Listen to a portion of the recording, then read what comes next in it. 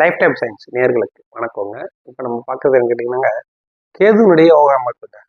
பொதுவாக நான் ஏற்கனவே சொல்லியிருந்தேன், ராகு கேதுவை பொறுத்த மட்டும் மேசம், ரிஷபம், கடகம், கன்னி, மகரம் இந்த 5 வீடுகள் இருக்கிறது நல்ல யோகா அமைப்பு.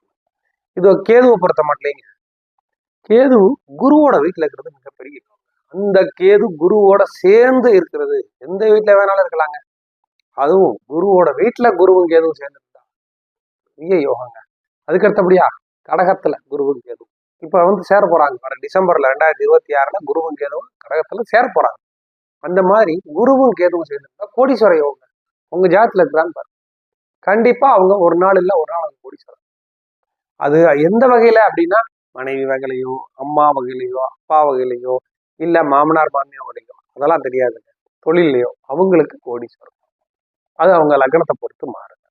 ஆனா குருவும் கேதுவும் எல்லா ஜாதகத்திலும் இருக்காதுங்க சேர்ந்து. ஒரு சிலருக்கு தாங்க இருக்கும். அந்த அமைப்பு நல்ல யோகா அமைப்பு, கோடீஸ்வர யோகம். அதுக்கு அடுத்தபடியா கேது சனி கூட சேர்ந்துருக்கணும், நல்ல அமைப்புங்க. சனியோட சேர்ந்து எங்க இருக்கணும், மீனத்துல தனுசுல இருக்கணும். அது நல்ல அமைப்பு. சனியும் கேதுவும் சேர்ந்து.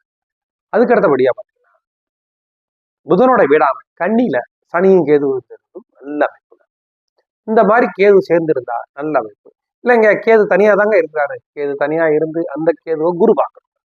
அந்த மாதிரி இருந்தா நல்ல அமைப்பு. அந்த மாதிரி இருக்குதான்னு பாருங்க. இல்லைன்னா கேதுவோட செவ்வாயும் சேரலாங்க, அதுவும் நல்ல அமைப்புங்க. கேது எப்பவுமே அந்த மாதிரி கெடுபலன்களை வழங்காது, ராகு மாதிரி. அதனால இந்த மாதிரி கிரக அமைப்புகள் உங்க ஜாதகத்துல இருக்குதான்னு பாருங்க. இதெல்லாம் நல்ல அமைப்புங்க. நான் லக்னத்தை பத்தி பேச வரல, பொதுவாக கேது இருக்கிற வீடுகளை மட்டும் தான் சொல்லியிருக்கேன். லக்னத்துக்கு எப்படி இருக்கலாம் அப்படின்னு பாத்தீங்கன்னா, கேது எப்பவுமே 3, 6 பதினொன்றுல இருக்கும். லக்னம்னா லக்னத்துல இருந்து 3, 6 பதினொன்று இருக்கிறது நல்ல அமைப்புங்க. அதே சமயம் குரு கேதுவை பார்க்கிறாருங்க, அதுவும் நல்ல அமைப்பு. அதே சமயம் 5ஆம் பார்வையா பார்க்கிறாருங்க, பார்க்கலாம். 9ஆம் பார்வையா பார்க்கலாம் கேதுவை குரு பார்க்கணும், அது நல்ல அமைப்பு. இந்த மாதிரி உங்க ஜாதகத்துல இருக்கிறாங்க அந்த கேது உங்களுக்கு யோக பலன்கள் வாங்காது. கேது வரும்போது ரொம்ப டாப்பா இருக்குங்க. இந்த 7 வருஷத்திலே உங்களுக்கு என்னென்ன செல்வங்கள் வேணுமோ அவ்வளவு கிடைக்கும். நீங்க உங்க ஜாதகத்தை எடுத்து பாருங்க. ஓகே.